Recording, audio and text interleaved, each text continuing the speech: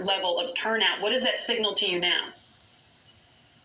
Well, I'm glad that people are turning out to vote. When I said that last month, I was sounding the alarm, and we have seen a record number of people turn out in early vote, but we still have an election on Tuesday, and we cannot let up until this election is over. I was on the ballot 5 years ago, 7 points down going into election day, and I won by less than 800 votes. It doesn't matter what the polls say, people still have the ability to show up to vote on Tuesday and to make a difference in Georgia. The thought of Herschel Walker going to the Senate is frightening.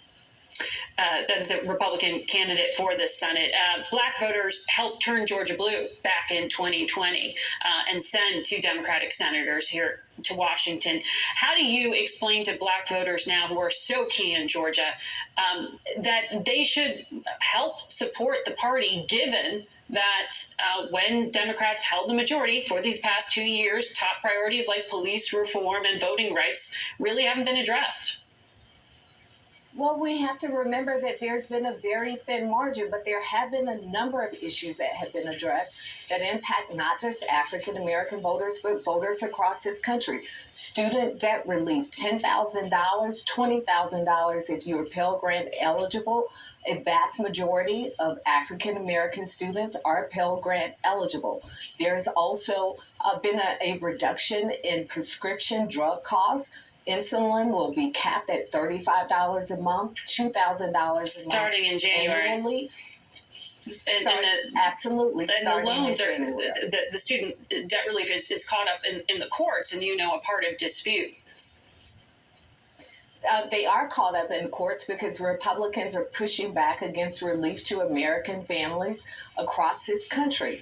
African American voters are key in Georgia. 29% so far have shown up in early vote. That means that there are a lot of people left out there, not just African American voters, but voters across the state who can still show up on Tuesday and make a difference in this election. And that's what Democrats will need in Georgia for us to continue to send Raphael Warnock to the Senate and also to have Stacey Abrams elected as governor.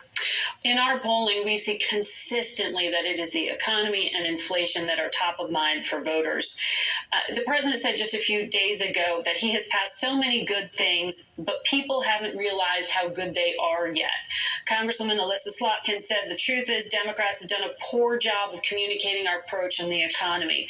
DNC advisor Cedric Richmond, you know him well, he told CBS the president's message of what he's been able to accomplish has not gotten out there. Hillary Clinton just said the work done by Democrats is impressive, but we got to get that message across more effectively. If the policies are so good, why is communicating them such a problem? Well, it's been a very difficult couple of years. We have been in the midst of a pandemic. There's been a lot of misinformation flooding the airwaves. We see it in ways not just on television, but we're seeing it through YouTube. We're seeing it on other social media platforms. So it is more difficult to get the message out. But I'm sitting here today getting the message out. This administration, Democrats in Congress, have delivered for the American people.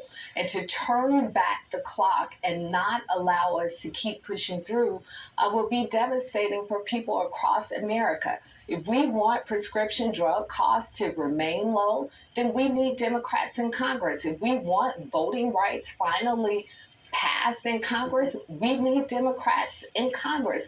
If we don't want a national ban on abortion and for doctors and healthcare providers to be sent to prison for offering an abortion to a woman whose life may be in danger, then we need Democrats in Congress. And that's the message that we will continue to push out, not just through Election Day, but beyond, because we know that elections happen quite frequently, and we can't have people so discouraged that they think their votes don't matter. President Biden said this week at a fundraiser, if Democrats do lose in the midterm, so he's entertaining it, is a real possibility. He said it'll be a horrible 2 years. Good news is I'll have a veto pen. Is complete gridlock what America needs to prepare for? Well, we know that President Biden